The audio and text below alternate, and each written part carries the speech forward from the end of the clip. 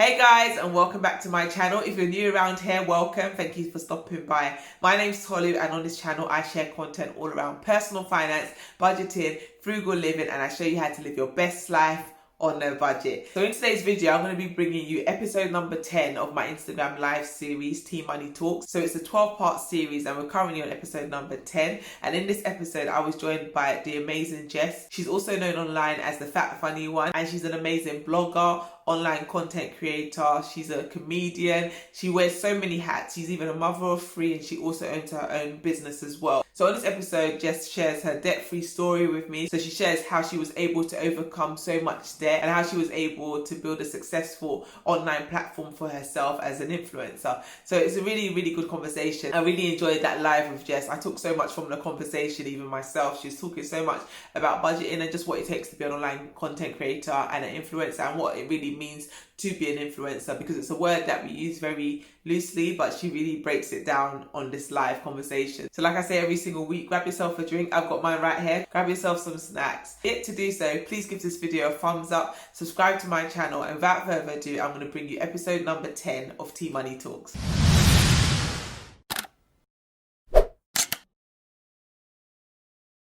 Hey guys, and welcome to this evening's episode of Tea Money Talks. I'm your host Tolu, aka Tea Money, and on this weekly live series, what I like to do is have real open conversations about money. So every single week, I'm joined by a special guest to talk about one money topic or another. So we're actually on episode number 10 now of the series. So we've only got a couple of episodes to go, but I'm so excited for this evening's episode. I'm going to be joined by an amazing woman.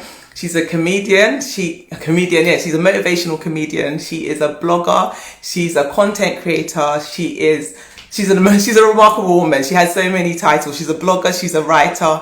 She also has been featured in so many publications. She's been featured on BBC, ITV Live, 5 Live, sorry. She's been featured in Glamour magazine, Daily Mail. So we've got a celebrity in our midst this evening. So I'm really, really excited to be joined by Jess this evening. So Jess is also known as the Fat Funny One. That's how you may know her. But we're going to be talking this evening all about her debt story. She's going to be talking to us all about how she was able to overcome £25,000 worth of debt and build multiple online businesses. So yeah, with that being said, I'm going to invite Jess into the live.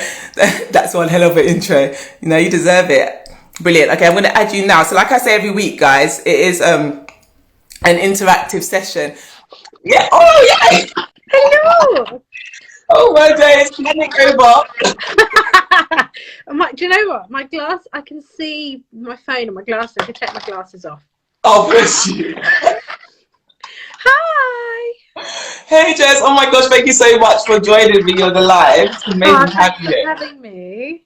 No, thank you for coming. Thank you for coming on. Obviously, I've got a little bit of a pre-introduction in my little way. You can quickly tell the guys a little bit about yourself. A couple of people well. That was like an epic intro though, so I don't even know what else to like add. But yeah, my name's Jess. I'm a mum of 3. I don't even know what else to say. Everything you said, that's what I do. I did the job then in the intro.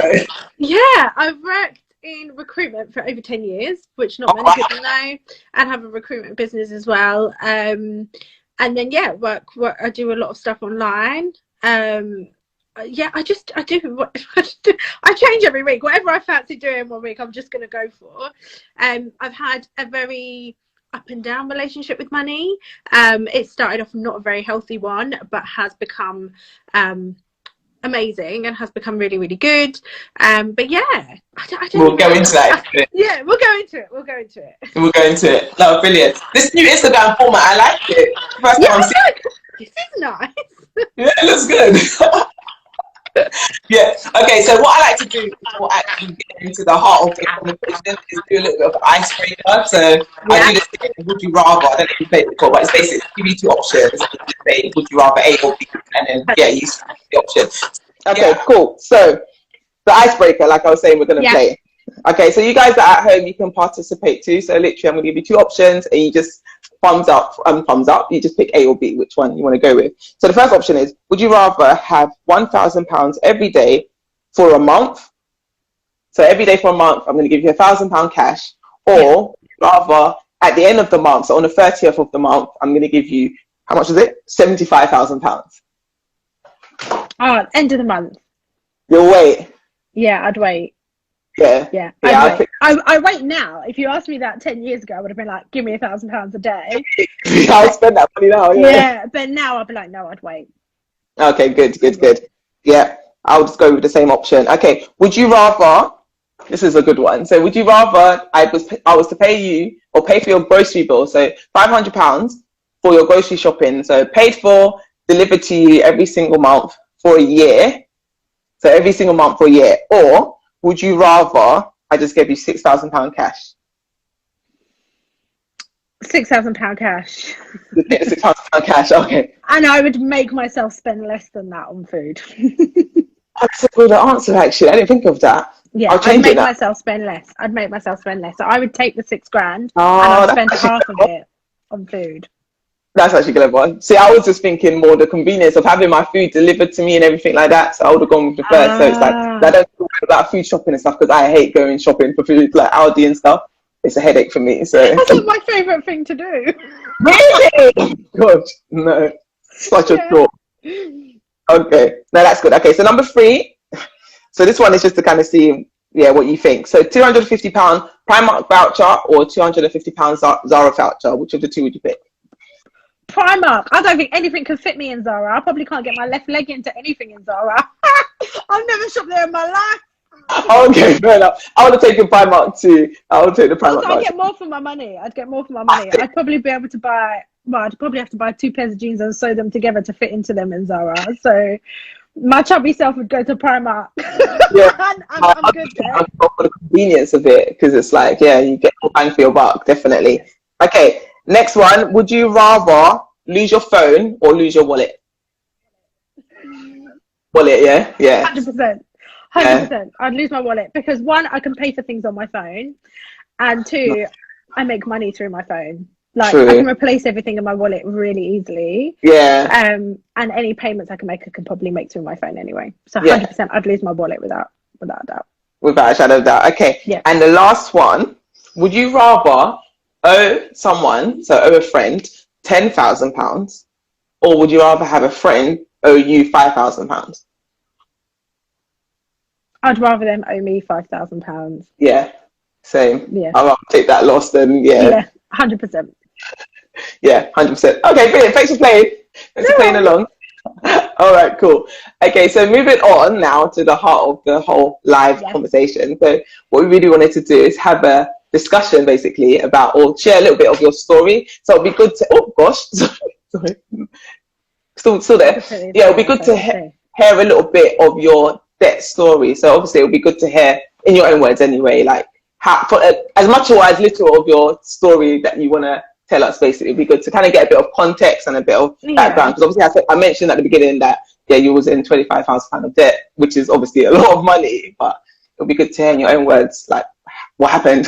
Yeah, so when I was younger, so like in my late teens, do you know what? I'm trying to wear my glasses to read, but then I can just see the screen because they're so bloody big.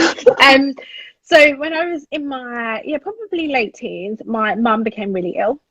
So much so she couldn't work. So my mum was a single mum. She's always worked like pretty much all of my life, and then she got really, really sick and was unable to. So I was about probably 16 or 17. So I got a job when I hit 16, and I used to go to school, go to college, and then work. And I worked multiple jobs and helped my mum pay the bills and stuff until I was probably about 18 or 19. And then I kind of got into this, I wanted to catch up with everybody. And I realised that now I realise on reflection that I was validated by being able to buy stuff and have stuff because I didn't have before. And so I felt like I missed out. So I basically, the first thing I did, I remember it so clearly, I got a payday loan. They're like the worst things. I got a payday loan because I wanted to go out on a night out, and everybody else at work used to go out all the time, and I was always the one who didn't get to go. And so I did that, and it just spiraled from there. And I don't think I really realized how quickly it can spiral. But it's I think I borrowed about £200, but then I had to pay back like £300 or like £290, and then you're £290 down. So then I had to borrow £300 to make up for the fact that I just paid back to, and then it just goes up and up and up and up and up. And then I got a couple of credit cards, and I was just trying to validate my existence by having things. Just things. And we weren't necessarily, you know, I grew up in a council house in North London, the council flat and the council estate. We had what we needed, you know. I wouldn't necessarily say we were poor, but we just didn't, you know, to me as a kid, Gap was designer. Like, it was. Gap was designer. Everybody had designer clothes if they shopped at Gap. And me and my little high-tech trainers were like, no. So I had this real sense of like, I wanted stuff. So when I got to an age where I could get stuff, I did. So I hit 18 and I was like, well, I want to get a credit card so I can buy nice trainers. So it was just all about validating my existence and about filling this gap of this feeling of like missing out and catching up. Because when everyone was kind of raving up at 16, 17 and going to like under 18s raves and doing all the things, I just wasn't. I was working, I was looking after my mum. My life just looked very different to everyone else's. And it spiraled. It spiraled for a few years. So between probably 19 and 22, 23 is when it was like at its peak. It got peak. Yeah, and probably at the highest. And then I got pregnant and I was like, right, I have to do something about this now. Okay. And that's when I kind of got my bum into gear and decided that I needed to get a haul on whatever this crazy finance thing was. Gosh. So that was literally it. Oh, sorry, go on. No, you go. No, I'm just thinking. So I'm just imagining being in that position. So you're in a lot of debt at that point. At that point, did you realize? Had you calculated the actual net figure, like the final amount? No, it wasn't until after I had her, and I was like, what am I going to do? And then I thought the first thing I tell everyone is to be really honest. And that's a really scary place to be because I guarantee it's more than you think it's going to be. 100%. You always say, and in my head, I was like, it must be about 10 maybe, like 10 maybe. And it was 25. And I was like, what? Yeah.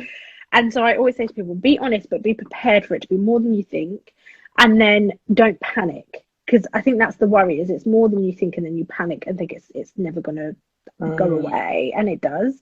But yeah, I had to be really honest and write it down, put pen to paper, and then have a real honest conversation with myself and be like, how am I gonna so did you get any help or anything like before you like? Cause I'm just thinking back to when we was in our debt, like when we realized how much it was and everything like that. It was when my husband came across Dave Ramsey and his whole 7 baby step. That's when we was like, okay, we can do this and we can follow these to get out of debt. So what was it that kind of helped? Because that's a big amount of debt to be in. Yeah, not really. So I Googled a lot. I Googled money saving expert was brilliant, Martin Lewis, and just tips online. So things like getting templates to write to your creditors and stuff like that. I just got templates from the internet. That's all I did. And I did ring a debt management company once. I don't think I didn't ever go with them in the end. But they were brilliant at just helping you understand what your debt was. And now I know there's so many financial charities like Step Change and all these incredible places that will help you for free. Because I remember the reason why I didn't go with them at the time was because they charged a fee, which is a service, so I get it, but it put me off. But in the end, I kind of just worked my way through it. I thought I've just got to chip away at it. So it was a lot of research, a lot of Googling, a lot of using free templates online, free resources. It's funny because now I'm not in debt and I have so much more knowledge and like a much better relationship with money. I follow all of the accounts I wish I could have followed then. No, I have all this information and all these processes and all these things. I'm like, I really wish this was available to me. I could have done with that back then. That I could have so done with that. So it was a lot of just research and being honest. I think just with myself. Citizens Advice I rang once as well, I remember, and they were really helpful. I always try and encourage people to go for free resources because there are free resources out there's there. A lot. Yeah. No, okay, that's amazing. So then what was the time frame that it took you to then clear it? About 5 years. Yeah, about 5 years. So I did everything. So I worked multiple jobs. all the time. Amazing. Like, I'm an absolute workaholic. That's just what I did. Yeah, I could tell. Yeah. Yeah, I just had to. So I used to work in an office all day in HR and recruitment, and then when I finished, I'd go and work at my local Wetherspoons and the local pub, and I'd work there at night, and then I'd get up and then go back to the office and then go back again, and I did that constantly. And then at the weekends, I did car boot sales. I sold stuff on eBay because I had all these clothes and shoes and stuff that I'd bought for the sake of buying that had tags on that like I'd never wore. I just bought for that like thrill of I'm buying something. It's new and I've got it, and then you open it and you're like, yay, and then you never wear it. Yeah. So I sold so much of that stuff. I just like went on eBay, Gumtree. Facebook Marketplace wasn't really a thing then, but car boot sales were like my jam. Like they were my favorite thing to do, and I used to just like everything in my house. If it wasn't pinned down, I remember once Trevor was like, "You're going to sell the kids. Like you're just going to take everything in the house. If it doesn't move," I was like, "I'm taking it all. I'm selling it all." But I also bought from car boot sales as well, so I reduced my spending significantly. So everything I had for Sophia was like, my eldest daughter was second hand or free or from Free Cycle. So I reduced my spending and then just dedicated as much of my income as I could onto paying things off. Yeah. And so that's what I did. And I just chipped away and chipped away and chipped away.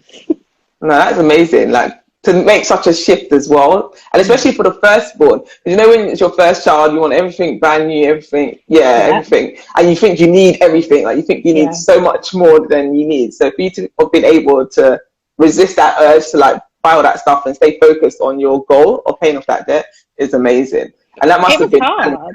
Yeah, I was gonna say, because I had massive guilt about when you have a baby, you're supposed to buy everything you want. You're supposed to buy the brand new buggy, and you're supposed to buy, you know, all these wonderful things, and I just didn't. And I remember buying, I think I bought my buggy at car boot sale for like 60 quid, and it had like the car seat, it had everything, and it was baby blue, and I was just so 60 quid, yeah, it's about 60 quid I think, and it had everything, and I was so happy with the bargain. So that was kind of alright because I was so chuffed with the bargain. I didn't tell anyone it was secondhand, but I just bought it all. And I realised that there was this sense of, I have to give her more. I have to do better, if you know what I mean. And it was hard, but it happened, and I did it, and she was fine. And ultimately, they don't care what buggy they're in as long as they're being pushed around. Exactly. Yeah, that is it. They don't really. It's more, I guess, other people as well, and you know what we're told that we're supposed to do as parents and what our kids should have. But really, truly, they don't really need much. They don't even really want much. That's the thing. No, like, exactly. Especially when they're little. Christmases, you spend how much thousands of pounds or hundreds of pounds on presents for them, and they just want to play with rapid anymore. Yeah, I've got a 4 present rule, and people, I remember when I first talked about it, and some people were like, "Oh my God, you're so tight."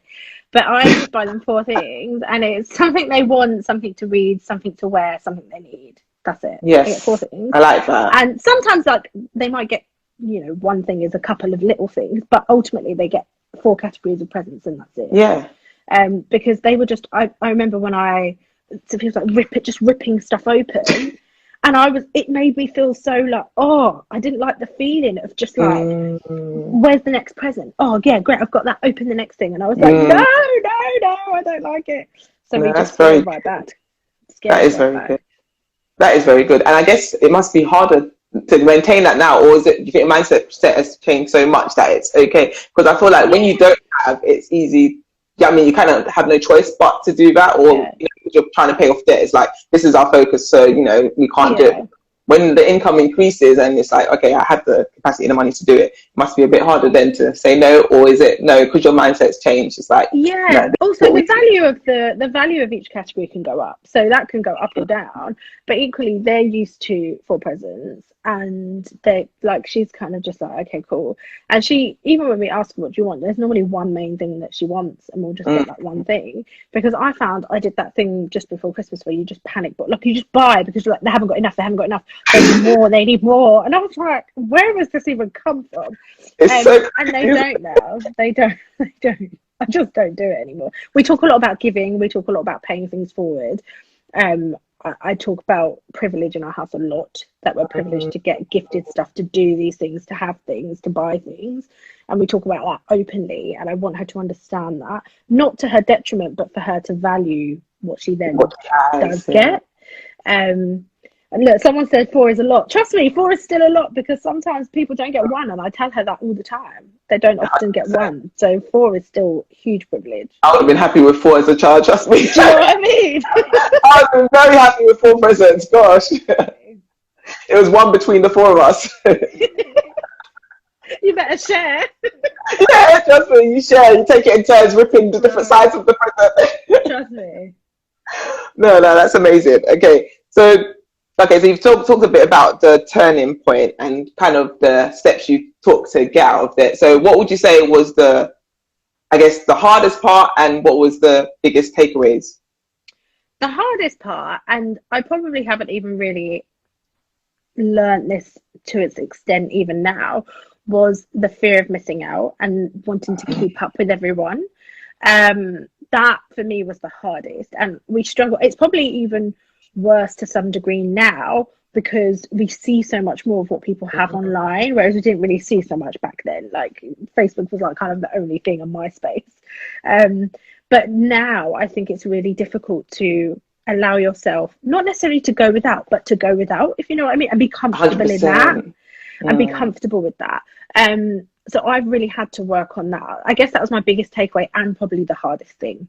A bit of both. It's that really accepting that you don't need to have everything all the time, and it doesn't matter what other people have got. Like that's irrelevant. Like just focus on what you need, what you're doing, and what your goal is. So yeah, I guess that's both. It was the hardest thing, but equally the best learn from it all. Definitely. Okay, that's good. And then in terms of advice that you'd give to anyone that is kind of in debt, or like obviously you've been able to overcome it, and it took you 5 years. So I guess a couple of years down the line, it's like, okay, I've reached this point, but I still got another 3 years to go. So it's like, how do you keep motivated when it just seems like this thing's going to take forever to do? So, I mean, like, any advice to anyone that's have your goal. Know what your goal is and focus solely on that, and don't worry too much about the length of time it takes.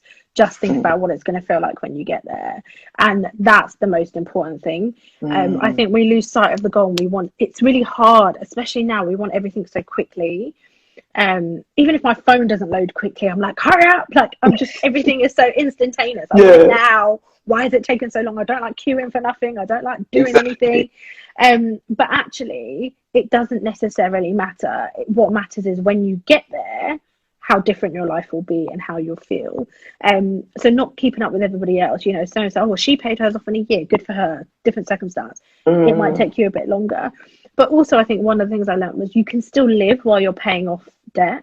Very good. And you can still have a life. You can still dedicate. I still had a little bit of room where I might have gone to the cinema, or I might have bought something for myself.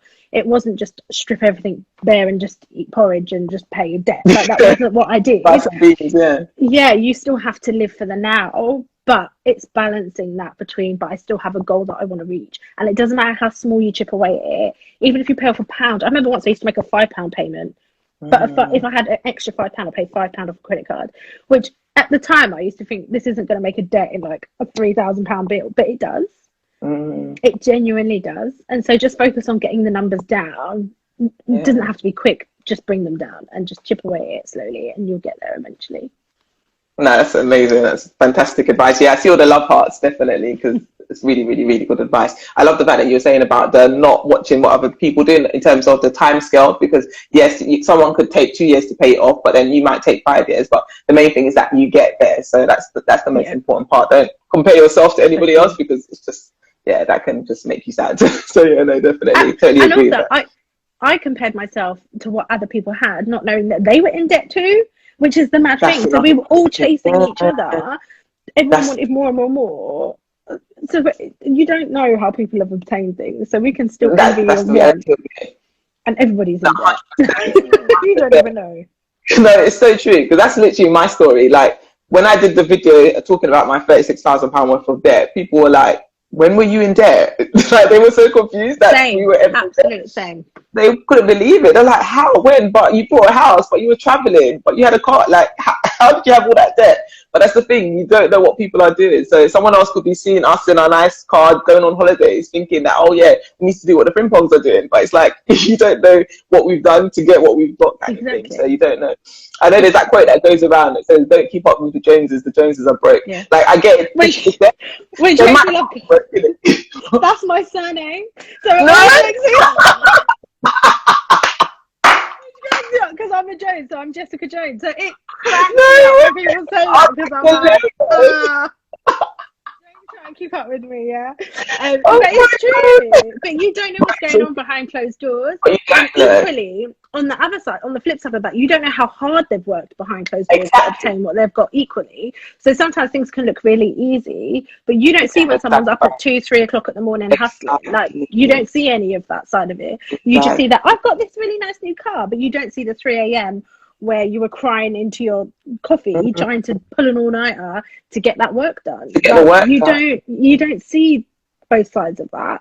So I think it's really easy to do that, but you need to scale it back. You need to remember, like, what am I doing? Stay in my lane. What's my goal? Cool.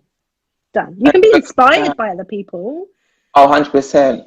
But you don't need to do what they did or follow them exactly. Like, it's not always like that. It's not good. No. So this new Instagram format is a bit weird. I'm trying to scroll up to see the content, but then it makes it small. Yeah.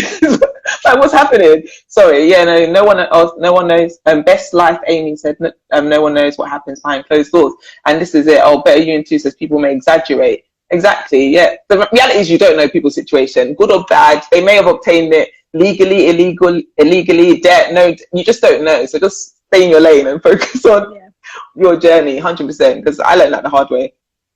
Yeah. So did I. Absolutely. No. Which is actually a perfect segue into the next part of the discussion. So we're gonna I've got a few questions here. Sorry, I'm lost. Got myself a bit lost here. Hold on, wait. Okay, yeah.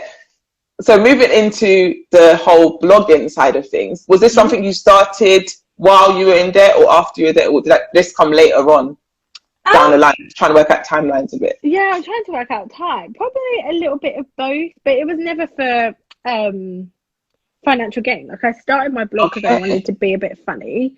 It was never like, I never aspired to do anything with it to some degree. I know that sounds really ridiculous. I just wanted to write. That's what blogging was for. Yeah, back in the day. I just wanted to write, and my friend was always like, my friend Shan, I remember her saying, just write a blog. And I was like, what is even a blog? And she was like, just write the stories you tell. Like, you say it's so funny. Like, and I was like, yeah, right.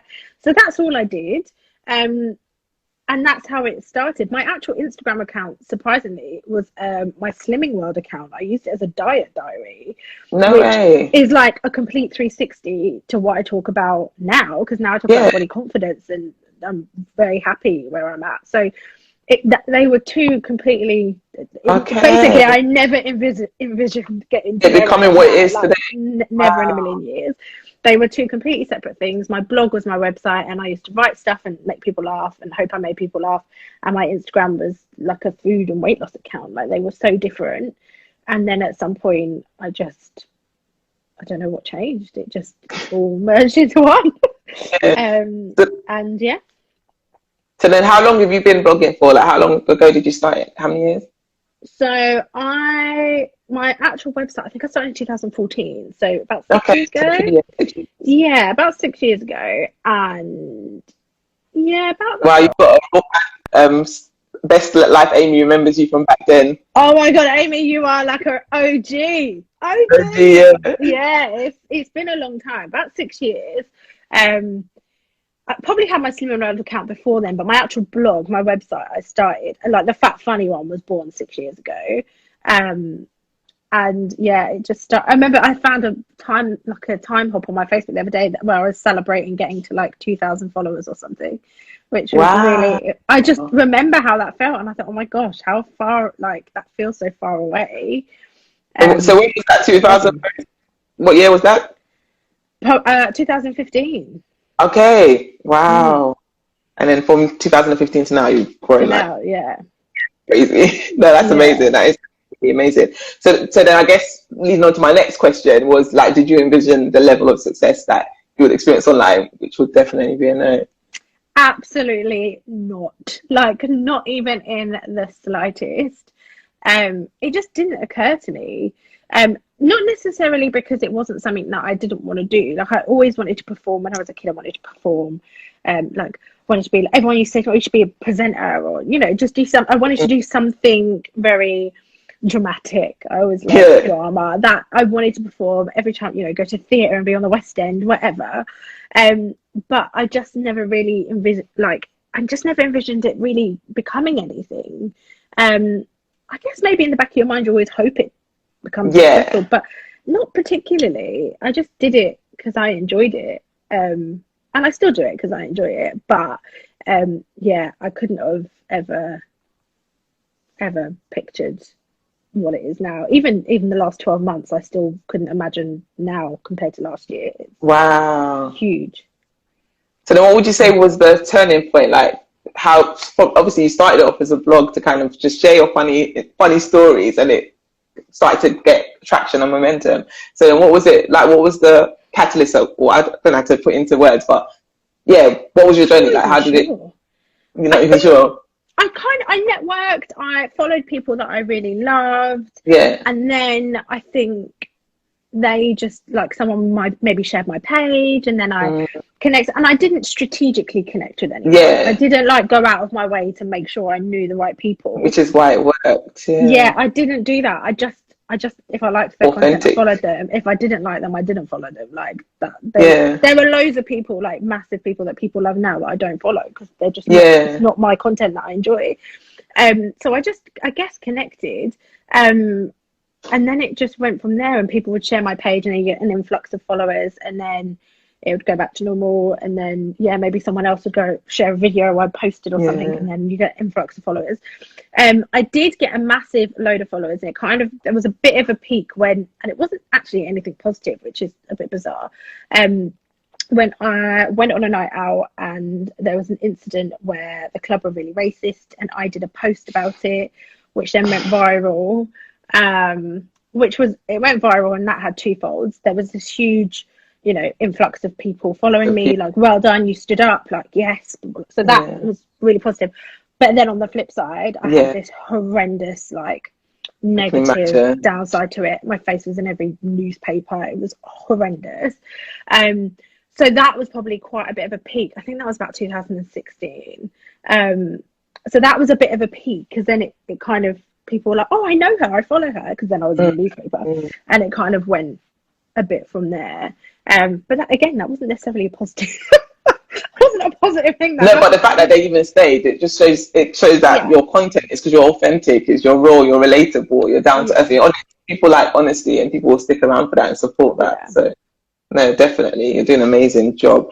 And what was I going to say? The next one was, okay, so obviously I was reeling off all the different titles that you have at the beginning of the live. So you wear many hats. So it's like, how do you do it? Like, because you've got a pretty much newborn at the moment, don't you? He's 7 months. Yeah. He's 7 months. Do you know, so he's not too newborn now. He was born 2 days before the first lockdown, which was interesting. Do you know what? I just, coffee, wine, and prayer. They're like my three things. They're my three things. Like, I don't think I could cope without all three of those things. They're just my three things. A lot of prayer, a lot of it, a lot of just, it's probably more so in the last year. I've really leaned on my faith a lot more, and that has given me far more strength than I ever thought I had. And that's really elevated me in the last year. But apart from that, it's a lot of juggling. It's a lot of asking for help, which is uncomfortable when I'm very much, I'm Miss Independent. I'll do it on my own. I don't need no one. But you have to, like, sometimes you just have to ask. And so there's been a lot of that. But yeah, coffee, wine, and prayer. Put it on a t-shirt. Really should TM that. Yeah, those are my things. I think it's a lot of asking for help. We don't ask for help a lot. I think it's hard. We don't want to be seen as vulnerable. We don't want to be seen as needing it. We don't want to. The other thing is, I don't like owing people. I don't want to owe anyone a favor. I don't want to, I struggle with that. so I didn't want to ask for help for a long time. But the reality is, it takes a village to raise kids. It takes a village to do anything you want. It takes support systems and support networks 100%. to be successful in whatever avenue you're doing or whatever you're doing. So you have to ask for help sometimes, like, and be comfortable with that. And I've just had to get comfortable with doing that. Asking for help. That's amazing. Yeah. You must have a very strong village to be able to manage all of what you do, plus still run a recruitment consultancy. Because I remember seeing one of your videos saying that you did that, but I thought you had stopped doing that to be an influencer. But the fact that you're doing both simultaneously, wow. Yeah, I don't think I'll ever let go of a normal job. No, I don't know. I find it really difficult. I'm not sure why. I think I need to divulge in that with my therapist, because, and therapy, I should have put therapy in there. Wine, coffee, therapy, and prayer. Because I can't. I don't think I could ever let go. I think it's something that just normalizes my life and keeps me grounded. Keeps you balanced. Yeah, and I like that. And also, I love recruitment. I love helping people. It's definitely not as busy, because obviously the world and the economy is not thriving in terms of the recruitment world. I don't actually recruit in a traditional sense. So I will go into a business now and I will look at how they recruit and write their recruitment strategy. So it's a consultancy, but not in a traditional agency. So I'm a consultant, but I will go into your business and look at how you recruit. Are you recruiting inclusively? Are you, diverse? How are you recruiting? Are you making that available for everybody? How does that reflect on your business? So that's the sort of thing that I will do. But at the moment, no one's recruiting. But yeah, so I still do that, but I love doing that. And I don't know if I ever will let that go. There's no need, you can do it and manage them both. Yeah, managing them both is the issue, but I will always try to, because I think it's important. I don't know. Maybe one day, but for now, I'll juggle them all. I'll wear all the hats and juggle them all. Okay, so then I wanted to know, what are your views on the title influencer? Like, what does that mean to you? What do you think of being I really don't like it. And I'm not sure why I don't like it. I don't know why I don't like. Do you know why? I think it's because in my head, influencer for me is like, I don't know what I picture when I see an influencer, but it isn't a picture of me. I feel like it's someone who, I'm not sure. I guess it's almost like a meme, isn't it? Like this really glamorous girl who's doing fashion shoots and like wears big sunglasses and is traveling all over the world. That to me, like, I guess is the idea of an influencer. And I'm just Jess. Like, I get excited when Yorkshire Tea send me free tea bags. Like, I know that it comes with the job, but like, I'm still getting excited over free tea bags. Like, I don't picture myself there. But I don't know why I'm uncomfortable with it. But when people ask me, they're like, "Oh, so shall we put influencer?" I'm like, "Oh, can you put blogger?" I just prefer that. I have to put the influencer in there, because you're definitely influencer. Whether I like the term or not, that is essentially what I do. So I have to just come to terms with it, whether I like it or not. But yeah, it's not. There we go. It's not a term that I particularly like. Sorry. It's not a term that I like, but you're definitely because I know when you shared one of my posts like a couple of weeks ago, and literally I had like an influx of all these followers come through. I was like, where are these people coming from? And I realized it was because you shared my post. I was like, wow, that's what you call an influencer. The fact that they don't know anything about my page. You just said, oh yeah, this is a good account to follow, and they trust your judgment, and they came through and followed. So you're definitely an influencer, and a positive one at that. So I hope so. That's what I do, and I hope that comes across. Like, I don't want everyone to ever think that I'm like, I don't know. When I first started doing ads, I got loads of like horrible messages that I'm a sellout and all this really weird stuff, and I found it really weird, and I was like, oh my gosh, why are we so uncomfortable with people earning money? Exactly. Like, it's weird, but I get the people don't, it's not as transparent. I guess there's loads of grey areas, so people are never sure. But I know for my own integrity that when I work with a brand, it is genuinely one that I love. And my rule has always been, if I wouldn't be a customer of theirs, or I haven't been a customer of theirs, then I don't work with them. So if a new brand comes up, that's great. But if I wouldn't buy their product, then I'm not going to work with them. No. And that's just how it is for me. And I guess I know that. So whether people or not get that from the other end of the screen, I can't guarantee. No, they will. I know. Yeah, I know for me that's how I work. No, that's good. What's my next one? Okay, so I don't know if you're going to want to answer this one, but what do you like? What do you like most about being an influencer? Like, what would you say is the best thing about being one? The online community. The online community that I have, the relationships that I've built with people, and the opportunities that I'm very privileged to receive and to get, not just for my sake, but for my children and for my husband. We get like loads of fun opportunities, and you know, the kids get to experience things that they are just in delight of, with, you know, like their favorite toy brands and stuff like that, which is amazing. But before any of that, my first thing is just the community that I have. And there are so many people that have followed me, like Amy, for years, and you know, they've seen so much of my life. They saw me get married, they saw me have two more children since I had Sophia, and then you know, there's names and followers that I recognize and know, and I love that. Like, I love that. And ultimately, I wouldn't be in the position I am without the people that have been here and have supported my page. And that's why I never take that for granted, and they're always the best thing about it. Everything else is secondary.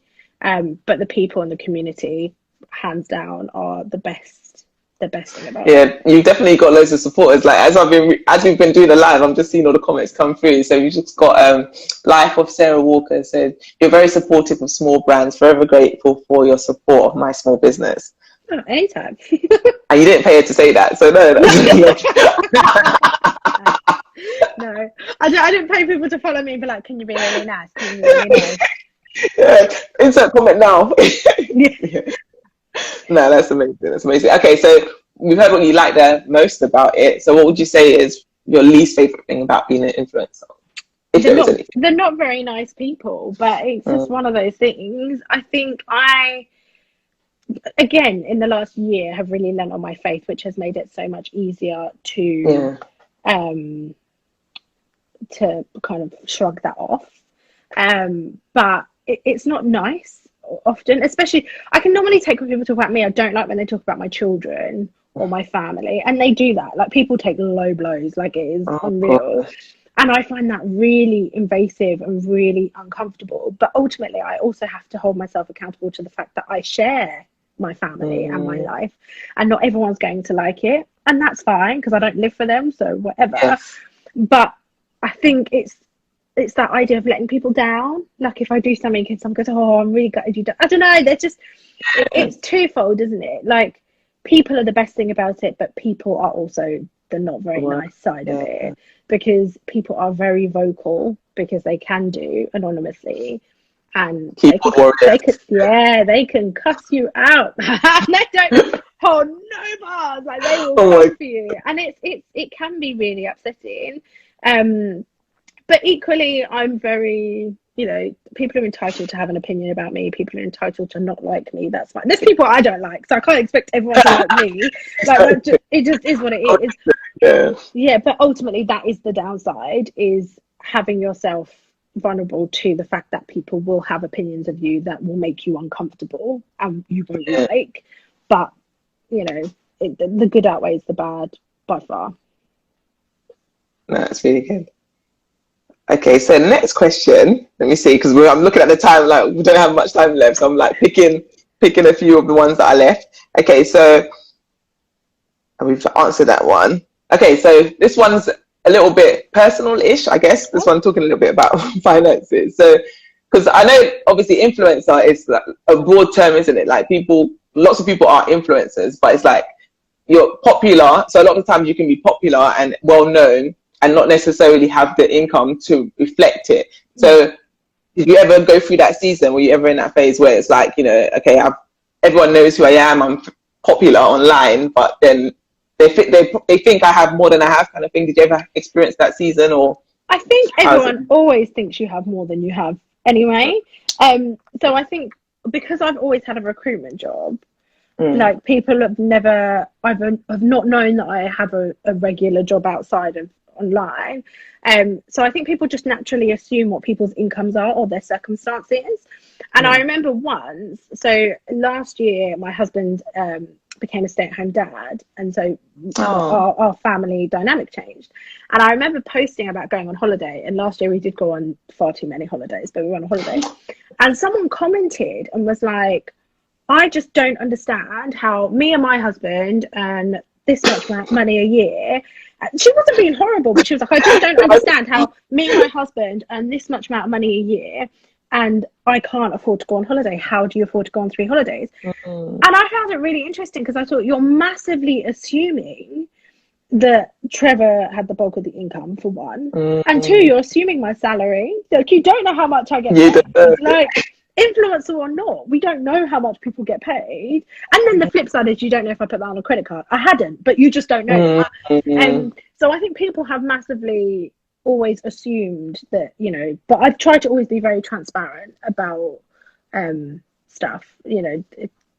I think that's the best way to be. But I think people will always assume that there's more going on, or there's something they don't know. But it just made me, I found it such an interesting comment, that she just assumed that their 2 salaries combined would have been far more than what I earned, rather than actually thinking, maybe she's a director, why do we assume that people don't earn a lot of money? Like, not everybody but I guess because of the way you, maybe because you don't, you know, you're not dripping in drip. Yeah, the fact that I choose Primark over Zara. The little shop is like, okay, she's Aldi and Primark and just on 4 holidays.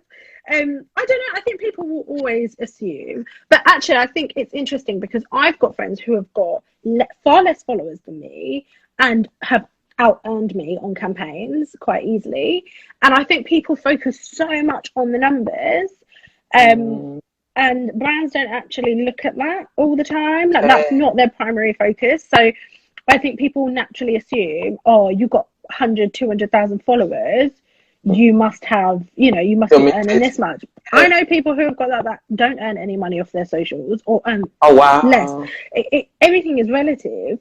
But I have friends, who have got maybe a third of my following and have out-earned me or more than I have on a campaign.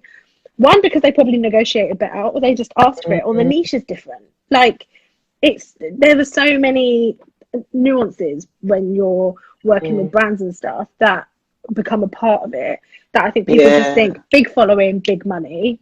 Not at all. I always try and encourage smaller influencers, or micro influencers as they're called, to go for it and work with brands, because actually it's not always about the numbers.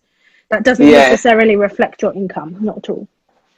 Yeah, I guess that's because that's what we've just, people from the outside looking in, you just assume, oh, this person has a big following. Because I must admit, when you follow my page, I was thinking, what, 65,000? You're following my little account? But people are people. Like, for me, it does not matter how many followers someone has. If their content is relevant to me and I like it and I enjoy it, I'm going to follow it. And if I like it and I enjoy it, and I think my followers will too, I will share.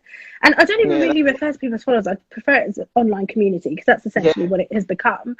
But for me, your content is relevant. Like, I like money talks. I like talking about money. I like having those conversations. I like having those conversations with women. I think it's really important.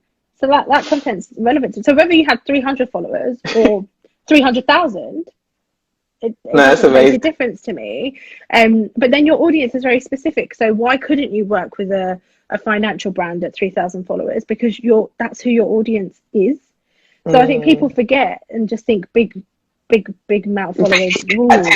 So you can get the swipe up. That's the only annoying thing, is the swipe up. But yeah, I think people's assumptions about it all are not always correct. And for me, it definitely hasn't anything to do with the number of followers. I know people with big followings who are not very nice people. I'm not going to share their page just for the sake of a popularity contest. I ain't got time for it. No thanks. I hear that. No, that's so good. No, but again, it comes down to authenticity, isn't it? You could just tell that you're very grounded, well, like, you know yourself. So then that's why it's easy. I've had to know myself, because if you don't, it can go 2 ways. You can either come crushing down on all of the judgments and the horribleness and not be able to take it, or you get caught up in it and you fly away into Never Never Land and you forget who you are and get caught up in it and end up getting yourself into trouble, whether that's because you chase money and not your actual goals, or whatever that might be. you have to know yourself, and you have to really get comfortable with who you are, so you can say no, and so you can not necessarily fight back, but you can be comfortable with people not liking you, or for the not so positive sides of it. That's gonna come a bit. No, that's amazing. Okay, I've got so many questions left, and it's like we're running out of time. I talk so much. No, it's because of all the mess at the beginning, because we had all the technical difficulties, so that's some of our time, unfortunately. But it's fine. I'm gonna answer. Let me check the comments, so I don't want to ignore anybody. So I'm hopeless at keeping up with the comments. Okay, best way to be, because you can control how other people. You can't control. Okay, that was from your comments earlier.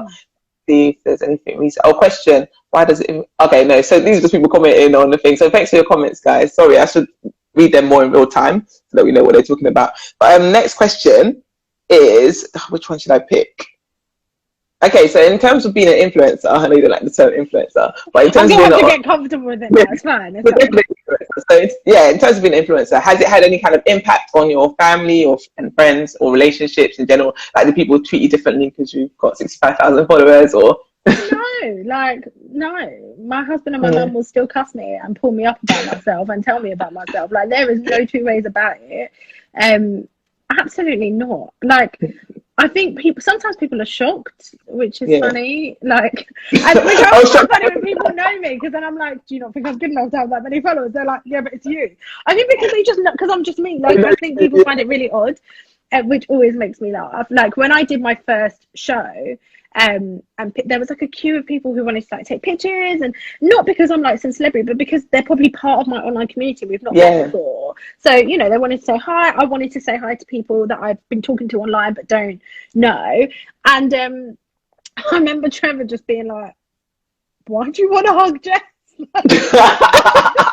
Why are you queuing up to say hi to Jess? Like, what? Like, you just couldn't think of it. And I said to him, it's not because people are like fangirling, it's just because, like, you know, we've built a relationship online, and then you meet someone in real life. They're a real person. Like, and I love that. I love meeting real people, because it reminds me that there are real people on the other side of the screen that are getting value from the things that I say and do. So I love it. And like, I've been recognised a few times, which always makes me cringe, but it's so funny. But I love it, because not because I love being recognised, but because I love connecting with people. And it's just that reminder that there are people watching who are loving it, or, you know, and enjoy your content. Or it's just nice to remember they're real people. I always make a point of asking people what their name is, so that I can be like, oh, I met Amy today, or I met do you know what I mean? Because they're real people.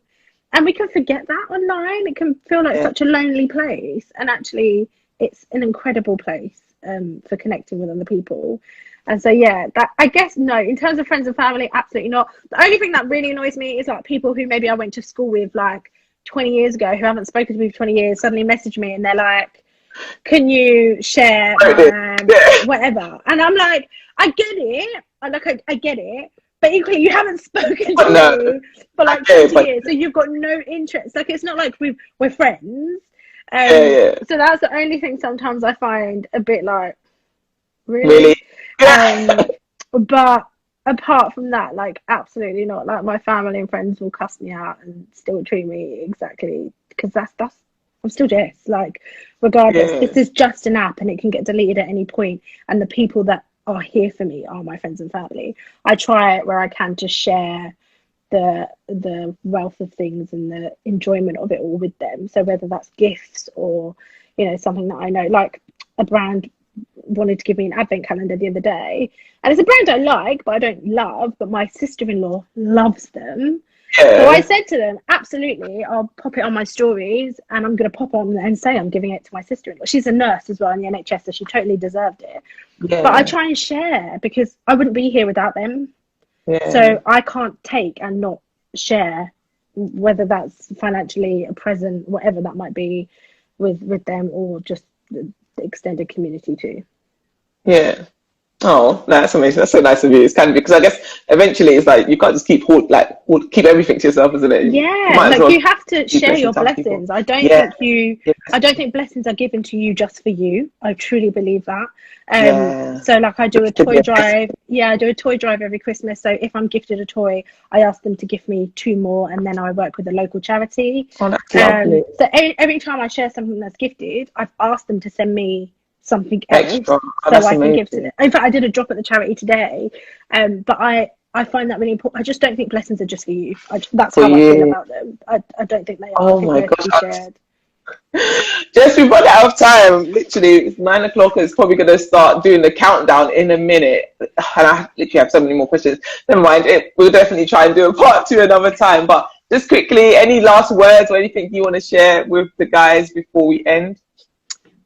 I think just know that there is always hope, regardless of your situation, financial situation. You're not defined by your financial situation either. It doesn't define you. You can be very wealthy and unhappy. You can have a very low income and be very happy. It doesn't define who you are as a person. You haven't failed if you've got yourself into debt. Yes. And I think that is a huge learning. I think one of the things that we haven't had is financial literacy. We've not been taught enough. So it's not necessarily we failed, we just didn't know any better. You didn't know. And I think people need to really acknowledge that, so they don't, because a lot of the money stuff is emotional, it's very emotive, and when we don't recognize that actually it's not failing in our part, it's not anyone's not necessarily failing, but when it's not failing, we're not done something bad, it's not horrible, there's no shame in it, it lightens the load. Yeah. And then you can actually focus on what you need to do rather than feeling really sad and down and out about it.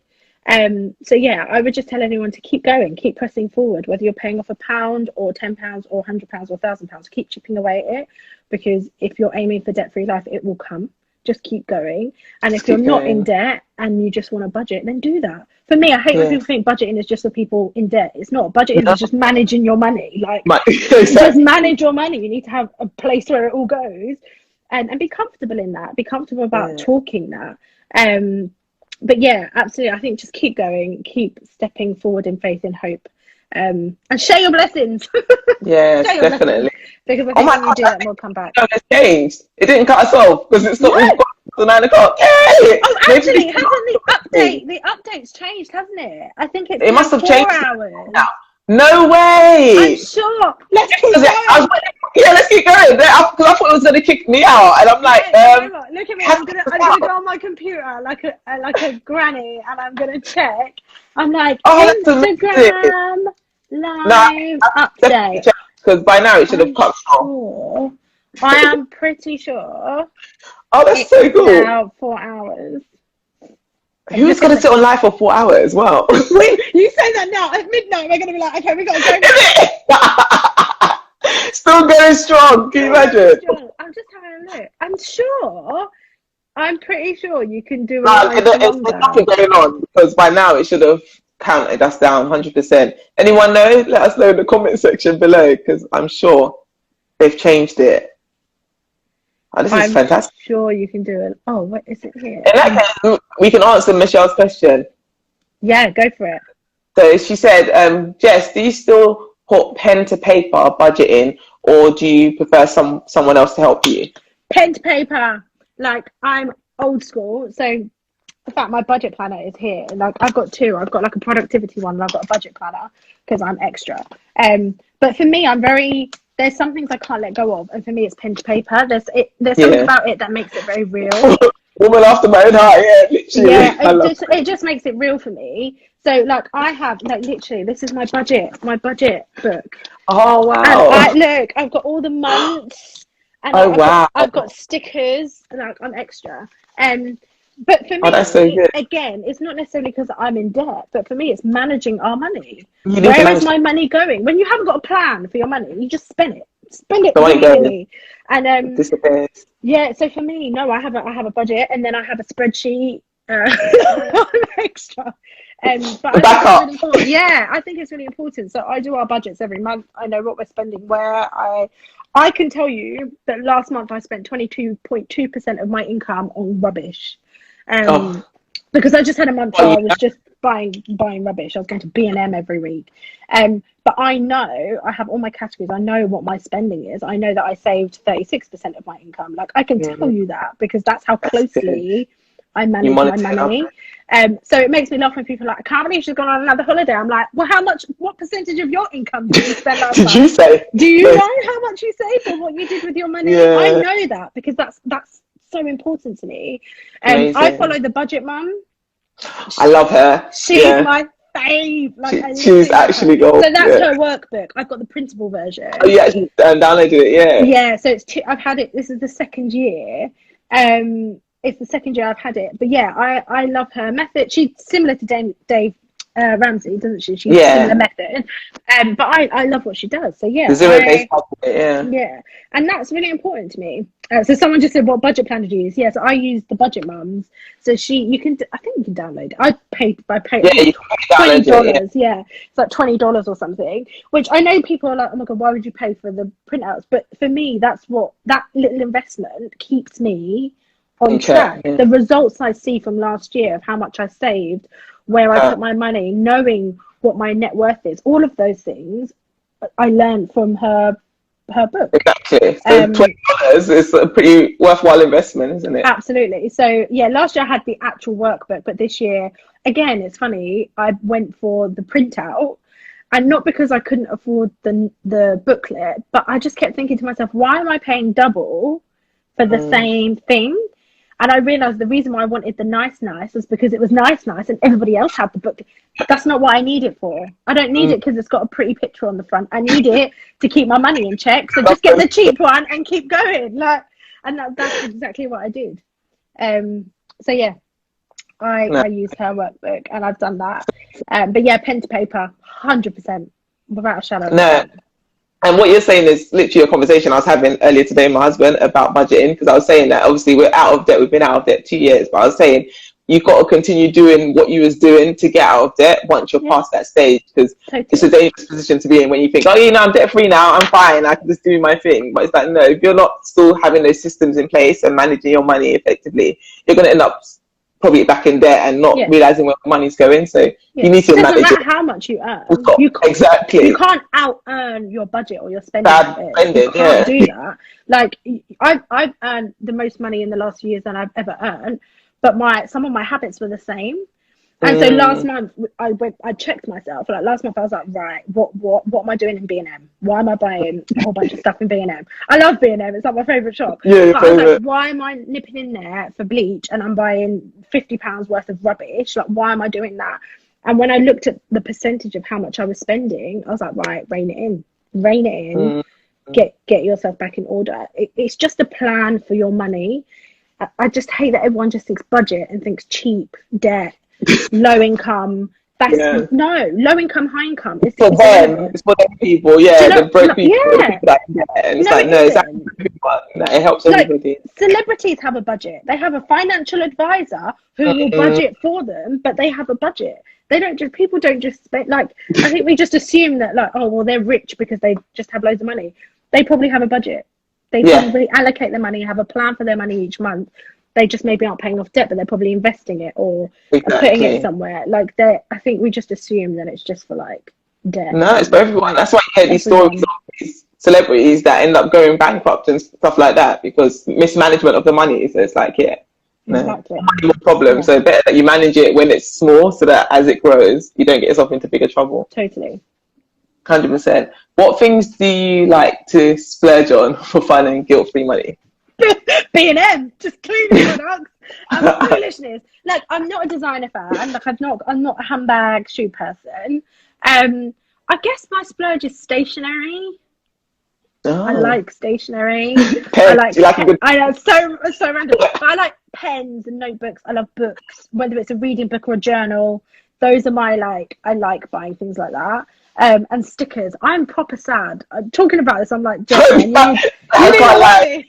I left at stickers. I was like, what am I doing? Like, honestly, I'm so sad. But those are the things that I enjoy. Again, because they keep me in check. So I like budget stickers. I like stationery. I like pens. I like drawing. I like journaling. They're also the things that are part of my self-care. writing things down. Recently I've bought a lot of Bible journals and things to support my Bible study. So again, I bought loads of stationery, books, journals, apps, that sort of stuff. But they're my splurge. But also I put money aside for that.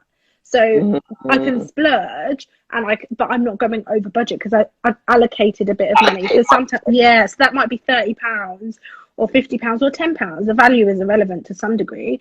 But if you've got a little pocket of money that when you fancy a treat, you can go and get that treat, those things build that healthy relationship, because you're not then going over budget and then feeling guilty for going over budget and then having that whole psychological kind of cycle again. So yeah. Did you get your journal, I think that means, from America? So when I bought the original one, someone in the UK had bought 2 and then their friend didn't want it anymore. So I bought it off her on eBay. So I'm quite lucky. But the printable, it's from America, but it's printable. So you just download it once you bought it and then print it at home. But I know she recently changed her shipping costs, so they're much, much cheaper if you do want to get it. But it is from America. But there are loads of amazing UK brands that do downloadable templates and stuff as well. There is. So Google Me Free, she's got really good ones, and Money Fox. Oh yes, Francesca, she's lovely. Yeah, she's amazing. Hers is very similar. So yeah, if you want a UK version, I think hers is only about £20 or £25 for the actual book. She's UK based one. It's very similar. She's lovely. Just released a new one actually, so go and check that out. And you can talk to her, which I think is really nice, because she's just such a, like, you can comment and ask her questions. So down to earth, helpful. So yeah, definitely check her out. The Money Box, she's really good. Okay, so I'm going to ask you one last question. I'm going to ask you one final question before we go. Sneak a quick one in, and then we can close. I feel like, what's the name of the Minion? No, of Incredibles. What's the? Oh yeah. When I just put them on this now, I thought I look like the girl off Incredibles. Oh my gosh! Can you do the voice? What's her name? Oh, I can't remember her name. Oh, that's what I feel like I look like. Oh my gosh, bless you. Anyway, sorry, go on. The last one, so obviously you gave your final remarks, but we didn't finish. So this last question was any advice you would give to anyone like on the line that wants to be an influencer or online content creator, and maybe they're still in infancy stages and it's not growing the way they want to grow, or they just any advice really. My first thing is why do you want to do it? Like, that's important. That's a very good question. It will fuel and direct in the approach that you take. I know that everyone's allowed and entitled to want to do it for money, but personally, I think don't try and strive for the money, try and strive for the community, and then the money will come, if that's where it goes naturally. But yeah, your why, I think, is very important, because then that will dictate also who you're going to speak to, where does your community grow from if you don't know your why. My why has always been to entertain and to support women and empower women and inspire women. And so if I can do that in whatever way I do that, then that's great. But that's always been my why, and it's not changed. But yeah, I think also don't be put off by big numbers, because like I said before, big numbers don't equal big money, not all the time. You have to just be the right fit for a brand a lot of the time. And they will work with micro influencers, they will work with small influencers. I think just keep going. Don't unfollow. That's like the worst thing to ever do. Like, it's just the thing that people don't like. It just gives Can we get more love hearts for that, please? Yeah, it's like it just gives you no credibility whatsoever. And also, don't be afraid to ask questions. Don't be afraid to connect with people. I think we forget, like, people are people. Influencers with 300,000 followers is still a person at the other end of the screen. So ask people, connect with people. I am working on a project at the moment, and it's all hush hush. It'll be announced next week. And I've had to ask people and connect with people and ask people questions. And I was really like, oh, they're going to be like, I don't know, annoyed, or like think, who are you? Like, whatever. But surprisingly, there were some people who were like, yeah, of course, no worries. What do you need? And I was like, oh, this is weird. Because there are people on the other end, and if they want to help and they're part of the bigger picture, then they will do. So don't be afraid. Everyone has their place online. Everyone does. Everyone belongs somewhere online. But just keep plugging away at it. I think that's really, really important. Really good advice. Very good advice, actually. I've just seen a comment. What do you say? Consistency. Life of Sarah Walker. Find it hard to keep consistency. Don't be ashamed to be inconsistent. I'm inconsistent. Like, I'm so sick of feeling like I have to be consistent. I think that's part of the problem. Is my life isn't consistent. The same thing doesn't happen every day. So it makes me laugh. Like, the perfect example for this for me is supermarkets. I shop at all different supermarkets. I don't consistently shop at one.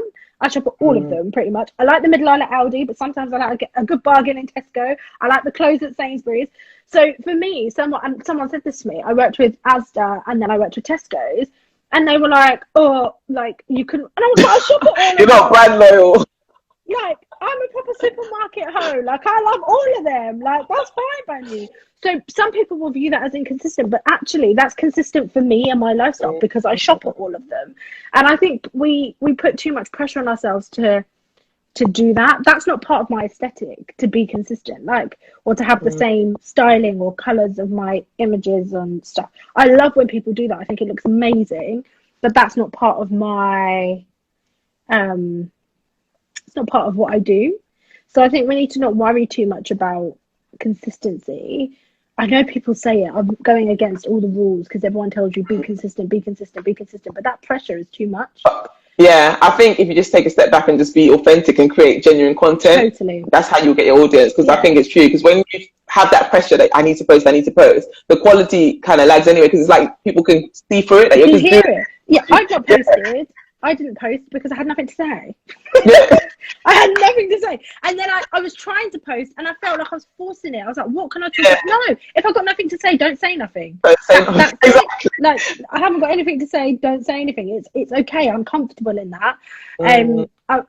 I feel okay. But I think it's the psychological battle of not giving into that pressure. One of the things I do is plan my content too sometimes, and not plan it as in like I know exactly what I'm going to post when, so it's really static. But if I go somewhere and I think I could take quite a few pictures. So when I went to Brighton, I took loads of pictures, some pictures I took like in my pajamas or in my underwear, and some I took on the beach, because some could be really great body confidence posts. Some could be, some were me journaling, one was me praying. They're all different. But I just thought, if you're in a position where you can, take a few pictures or do something, use that time to create a bit of content, a bulk of content, then you've got kind of a backup, and then you don't feel that pressure of, even though some of those pictures, I still was like, I could post that picture, but I haven't got a caption because I don't know what I'm chatting about, so let me just leave it. But I have those pictures if I want to fling up a picture and stuff. So use your time to plan. I don't always take a picture on the day and post it. That's not because I'm not being inauthentic. That's just because I didn't post it that day. It's still a picture with a meaning and a caption. But I think we put a lot of pressure on ourselves to have it look a certain way because everyone has these beautifully aesthetic, beautiful, professional pictures with all the right colour. People have colour schemes. What kind of colour scheme? I've never had a colour scheme in my life. Like, it looks incredible, but you don't have to aspire to that. That doesn't have to be your niche. I think, being authentic is the key, I think. Definitely. Someone said that they're a bakery, and I'm like, fling up the pictures of the cake, yes. Send up the pictures of the cake. I'm here for the cake pictures. Any cake pictures, send me them. I'm here for them. But it is hard. It is hard. I just, don't put the pressure. It was wasting my ingredients. Oh, yeah, no. You can't just be making. My advice to Sarah would be, when you are baking something and you're baking something for a particular reason, don't just bake for the sake of baking. Although if you are going to bake for the sake of baking, then drive past my house. But just drop it by. But if you are going to bake for a particular reason, take multiple pictures from multiple different angles, and then you can use that one cake for various different things. You might take a picture of different stages of the cake. Use that opportunity to take multiple pictures, so you've got multiple bits of content from that one thing that you've done. and then that could be your content for the next week or for the next 2 weeks, or you know, you can stagger it. But yeah, definitely don't waste ingredients. No one's got time to be wasting money in ingredients like that. Absolutely not. But just use that opportunity to maybe do a reel. Reels are doing really well at the moment. Do a time lapse of making the cake or decorating the cake. Do a reel of just mixing the cake or piping it into, like, you know, the little things. You know what I mean? Yeah, whatever they are, they use it. Yeah, but they do really, really well. So yeah, do that. Just create a bulk load of content from that one thing, and then use that to plan and have a little plan and think, right, tomorrow I'll talk about icing a cake. You know, the next day I'll talk about, you know, the ingredients to make a cake, and or do tips on baking. Always, people love that, especially going into lockdown. People are going to do more baking. We do baking. They're going to be cooking. So throw up those tips, Sarah. Yeah, we're waiting for them. Show us some tips. Give us some tips on icing a cake. Share that knowledge, and that will definitely be absolutely helpful and do really well. Oh, good. I'm glad to hear that, Sarah. You're no food for thought. So there you go. That's brilliant. Oh, any more questions, ladies, before we wrap up? Let you get back to the little ones. Have they all gone to bed? It's quiet in your background. 7 o'clock. I was like, bye. Everyone's getting sleep. Like, yes. Yeah, wow, 7, all 3 in bed. Yeah, so the 2 smallest ones. So Isabella is 2.5. She is mad. Like, I can't even explain. But the one thing, like, she's 150 miles an hour when she's awake. But at 7 o'clock, she's like, "Mummy, night." Like, she's ready to go to bed. Like, her batteries are done. So you give her a bottle and she goes, "Mummy, Bella's bed." And I go, "Okay." And I put her, and she's fine. And then the baby didn't nap today, so I was quite lucky. I fed him and then put him, and he's in her room now, so they share a room. Nice. And they've both gone to bed. And then Sophia, I think I can still hear her. She's probably reading a book. She should be in bed. Yeah, so like 7:30, 8 o'clock, she needs to be in her room. Yeah, and she's either allowed to do something on her tablet or read a book. But she has to be in her, like, it's evening. Yeah, that's what they have to do. But yeah, what about yours? You've got children, haven't you? Yeah, three boys. Yeah, you've got 3 as well. Wow. Magic number. Yeah, that's it now. Is it magic? Is it magic? How old are yours? 6, 3, and 1. 18 months. Gosh, you've got yours are close. I thought I was bad. I got 8, 2 and 7 months. Okay, that's bad. Oh, okay. Yeah, last 2 are really close as well. Yeah, your last 2 are close. You're good. Yeah, it's a lot. They go to bed. Literally, every time I'm doing a live, I have to get their dad puts them to bed. So it's like I'm trying to make sure that I shut the door and everything, so you can't hear what's going on upstairs. You'll be like me. I'd be like, I've got a live every single night. You're gonna have to put the kids to bed every night. I'm sorry, I've got a live every night. Yeah. You sort it out, yeah. So he put them to bed. So they're gone now. By the time I got back, they should be asleep. But oh my gosh, Jess, you've been amazing, absolutely amazing. Thank you for having me. I'm gonna stay on for another hour, literally, but I'm like, no, it's getting late now. So yeah, we'll definitely continue the conversation offline. Absolutely. Thank you so much. Thank you for having me. Thanks for sharing, guys. Thank you so much for tuning in. Yeah, love hearts for Jess, please. She was phenomenal. Thank you. And guys, at the same time next week. Yeah.